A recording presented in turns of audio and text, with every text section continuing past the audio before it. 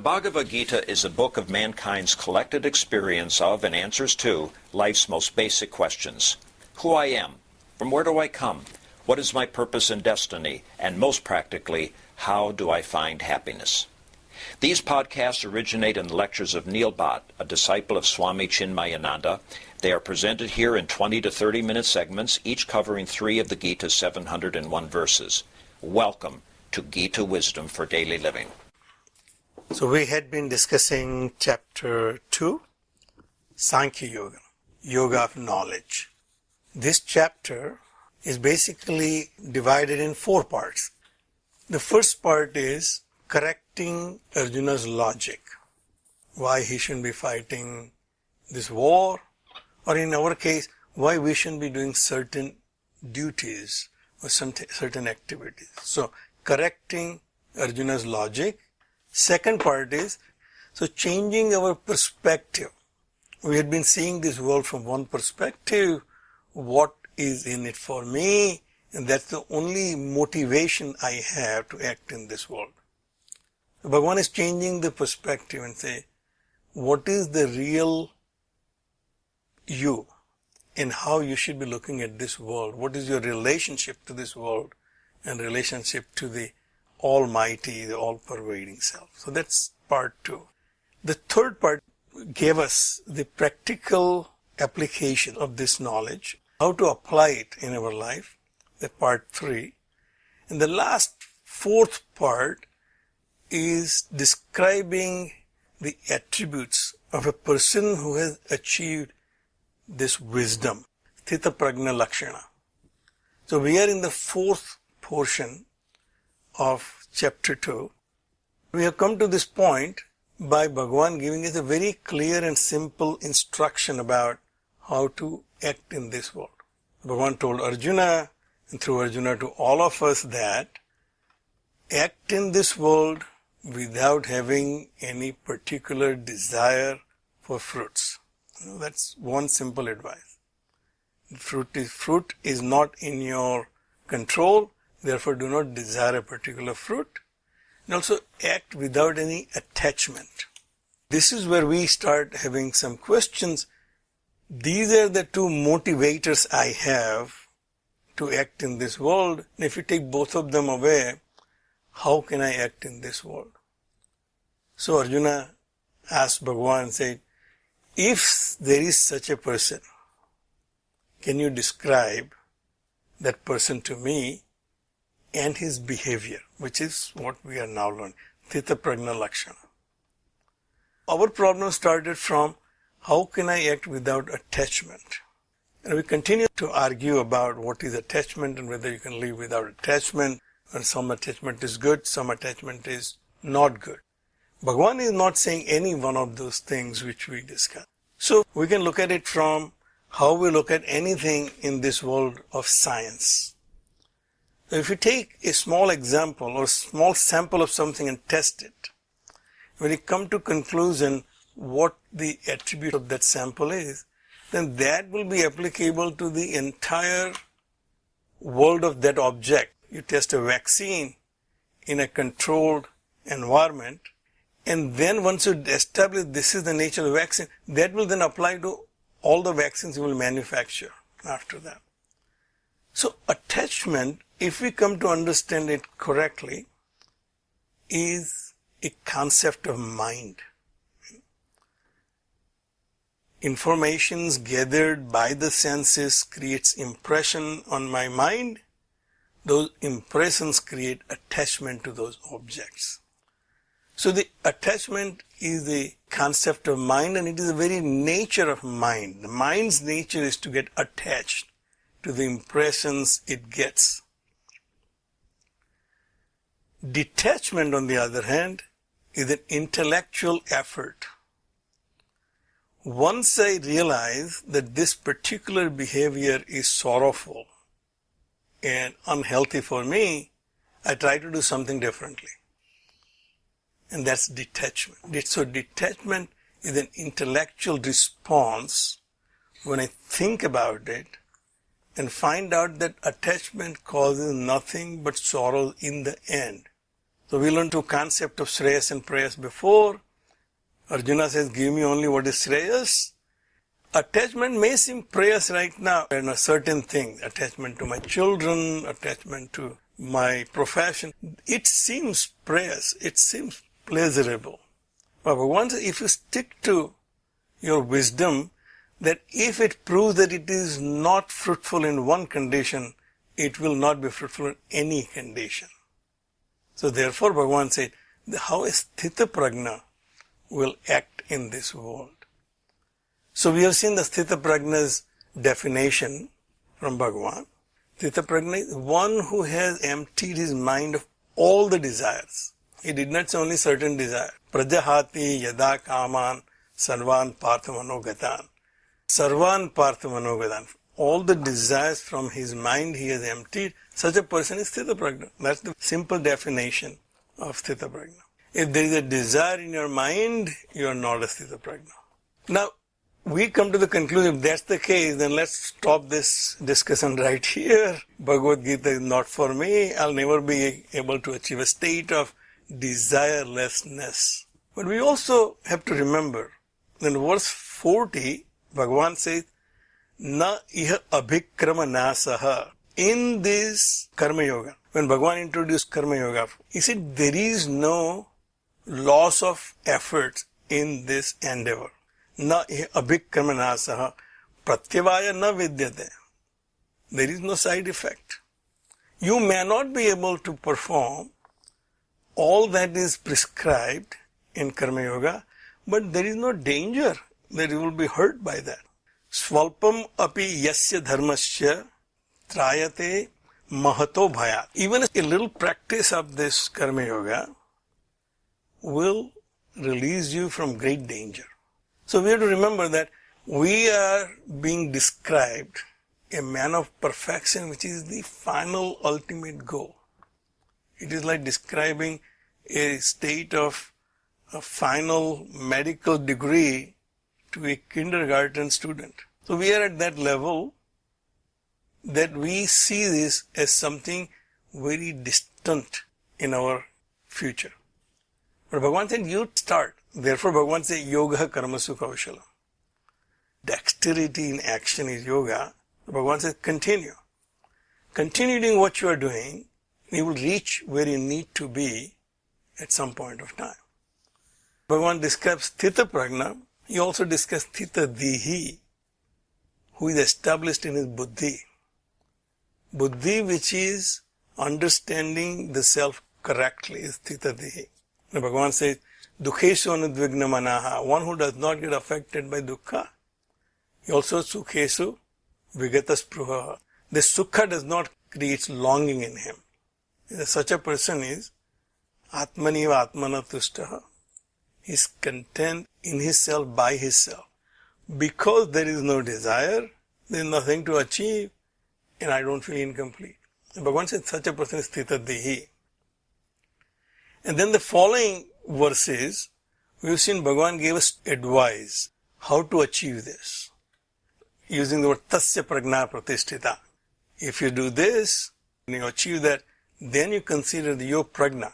Prajna, your buddhi. The buddhi which is established in your true self, which we have seen is my consciousness.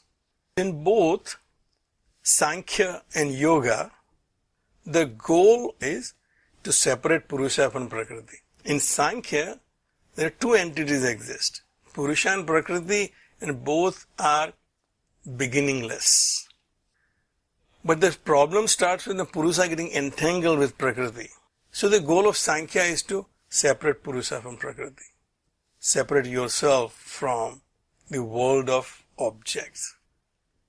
So here Bhagavan said, one who does not identify with the world of objects, such a person will achieve contentment within his self. So the two techniques given by Bhagavan, in a very simple term, I said, tat prapya subha asubham na abhinandati na dvasti. I am working in this world and I will have success and I will have failures. When I get success, I will not congratulate myself. And when I get failure, I will not blame myself. That's the first technique Bhagavan says. You will encounter success and failures because it's the very nature of Prakriti. Therefore, you need to get comfortable with it. And when it comes, your behavior should be, you don't take upon yourself to take credit for your success. And when you fail, do not blame yourself. You may come to the conclusion, my efforts were not enough, I have to correct something, I have to learn something more, but do not blame yourself for your failures. You are a product of your past, and here is where you are. Accept it as it is. In the second technique we have seen, the tortoise technique, he said, Yada samharte cha ayam kurman angani va sarvasa. One who withdraws all his senses from the sense objects. Now obviously this is not something comes easy to us, but Bhagavan said that's the technique. That when you see danger, so these are preventive methods Bhagavan gives us. When you see that there is a danger that my mind will slip away from what I think my true nature is, or where my happiness lies, then I should withdraw my senses. We have seen the senses are the ones which are in contact with the world outside. They are like my outside agents going out there and getting information. If the information comes out from the senses seem dangerous, then Bhagavan said you have to move away from that situation. You have to make sure that you are not engaging in activities which are creating wrong impressions on your mind. Withdraw your senses from situations which are not conducive for your happiness, which will create more unhappiness, wrong impressions. So Bhagavan gave this technique of tortoise technique. Whenever you sense danger, withdraw all your limbs, withdraw all your senses. Even though I am now practicing what I have learned from Bhagavad Gita, but I have baggage from my previous experiences. From a long time I had been working in this Prakriti, therefore there are impressions on my mind. These impressions are my vasanas. And just because I have this wisdom of what is right and wrong, those vasanas are not going to go away. They will be there. So how to deal with these vasanas? Bhagavan said there is a hope for you. If you become non-consumer of these objects will go away from you. This is a fact of life. We have seen that any time we stop consuming something, and we have used the standard cigarette example for all eternity. When I was a smoker, the cigarettes were all around me. Now I am a non-smoker, cigarettes don't come to me. I am a reformed smoker, and even when I worked for Philip Morris to design their labs, they were offering free cigarette, but that was no attraction to me. Had it been when I was a smoker many years ago, that would have been the most attractive thing to work for Philip Morris, to get free cigarettes. So Bhagavan said the Visaya Vinivartan, these objects will go away from you if you become a non-consumer. And Swamiji points out here that this is described as pratyahar in Yoga Shastra. Pratyahar, ahar is to consume, pratyahar is stop consumption. Swamiji also points out that in Vedanta it's called uparamaha. Uparamaha, swadharma anusthanam. When you perform your duties without any distraction, with enthusiasm, that uparama. So this tortoise technique is basically practicing pratyahara and uparati in Vedanta. So we learned that, and Bhagavan said once you practice that, these objects will go away. Not only the objects will go away, but the impression left by those objects will gradually go away. By param drastva. So here is the pointer. None of this will ever happen unless you fix a higher goal. Once you have a higher goal, all this will fall in place. So fix your goal so high that you won't achieve it so easily. Bhagavan said, param drastva rasa api yasya nivartate. Even this longing will go away because you have fixed yourself to a higher goal.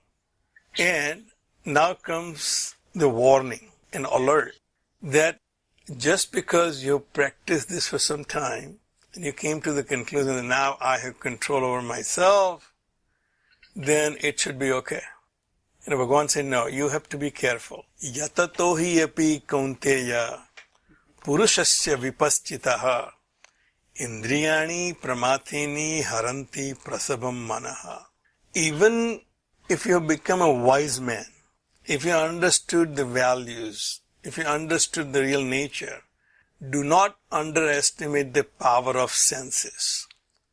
The senses are so powerful, it takes away even the mind of a wise person. So we have seen this iconic image of Krishna and Arjuna's chariot, and Krishna is the charioteer, and the 4 horses are running in 4 different directions. For a long time I had this question, why only 4 horses shown in that iconic image and not 5? Because those horses represent our senses. So I learned from Swami Chinmayananda recently that 4 horses because tongue represents both the touch and the taste. So only 4 horses are shown, indicating 5 senses.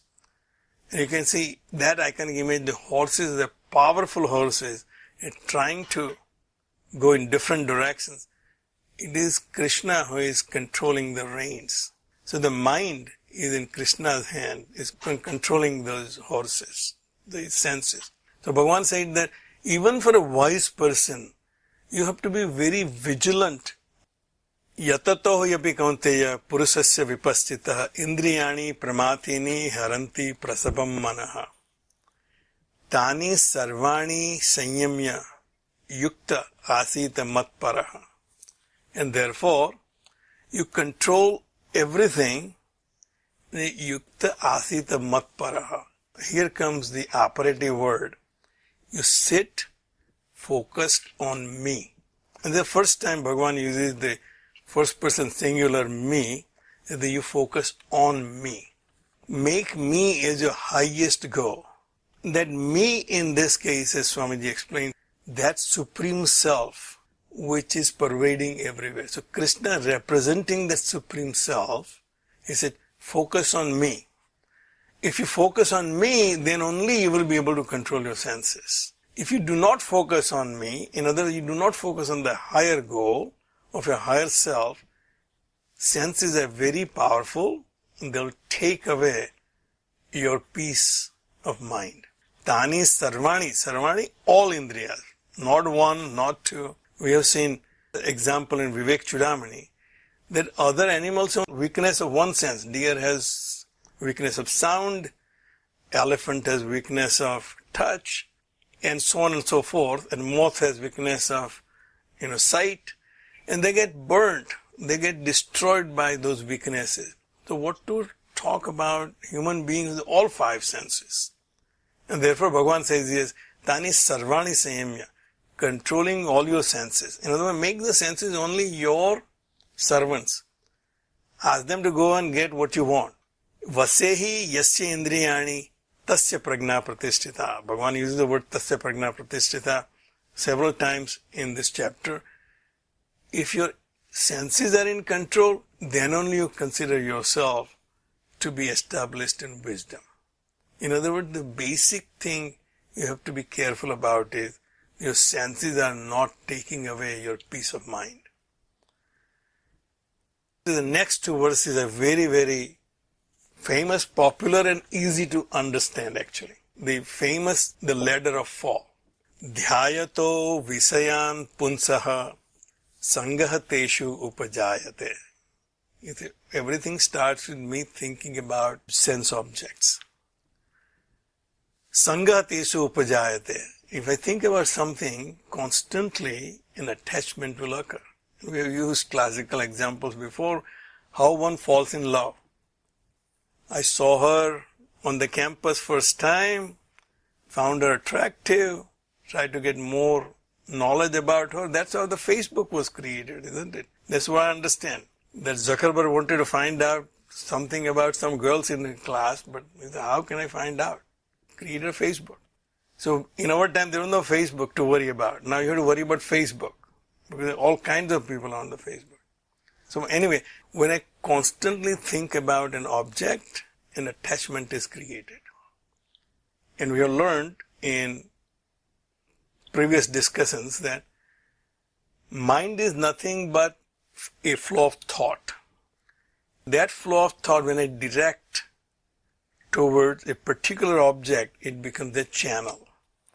And once it becomes a channel, all the subsequent thoughts will just follow that channel. So when I think about an object, first time it's not a problem. Second time it becomes a pattern. And third time it becomes a channel. Once I keep thinking in that direction, it becomes a prominent thought in my mind and I get attached to it. This is how we get attached to all things in life, our profession, our children, our families, our friends. Dhyayato visan sangahtesu upajayate. Easy to understand. Sangat sanjayate kamaha. Up to attachment is not really that bad, but that attachment is now creating desire. If I get attached to something, but I don't have any desire, then it's perfectly fine.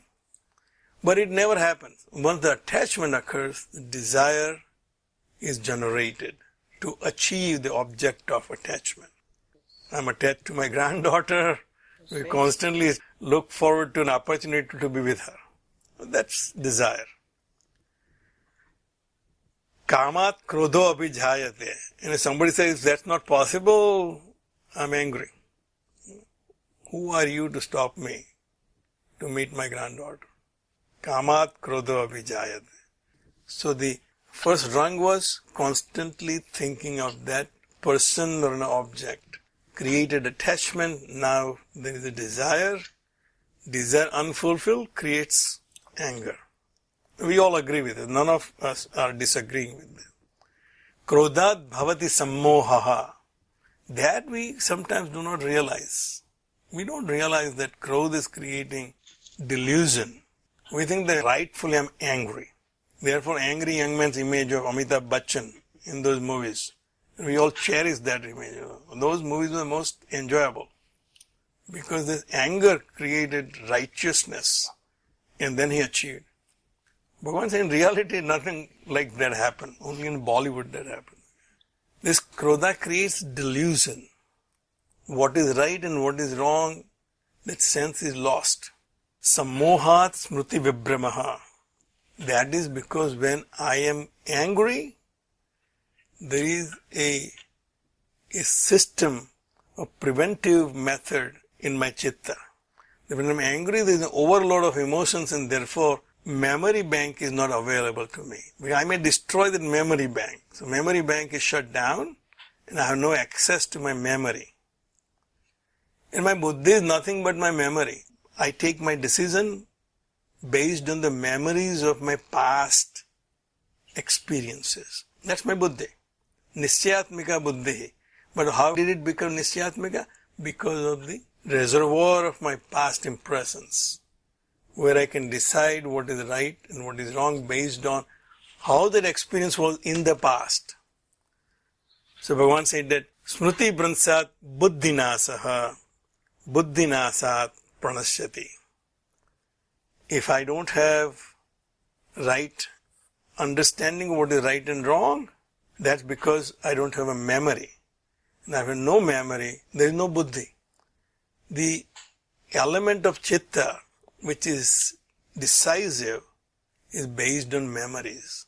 If the memories are not available, then it cannot decide what is right or wrong, and therefore I will act in a wrong manner. And therefore, I will be destroyed. Destroyed in a sense, I will not be able to perform any of my duties. I will not be able to achieve any of my goals. So while I'm angry, there is nothing that I can achieve which is worthwhile. So if this anger is temporary, there is one thing, but if it remains constant, I'm constantly feeling that I have been discriminated by the society, my colleagues, my peers, and there is a subtle anger in me. That subtle anger will create confusion and delusion. I should be more worried about the subtle angry tendency in me than an overt anger when something temporarily happens. Everything started from your attachment. Attachment started because thinking about that object for a long period of time. We'll stop right here. If you find this podcast helpful, please support it by donating any amount at podbean.com/Neil Bhatt or at chinmayarichmond.org. Thank you. Hari Om. Om Sarve Bhavantu Sukhina Sarve Santu Niramayaha Sarve Bhadrani Pashyantu Ma Kaschid Dukkha Bhag Bhave. Om Shanti Shanti Shanti. Hari Om. Shri Gurubhyo Namaha. Hari Om.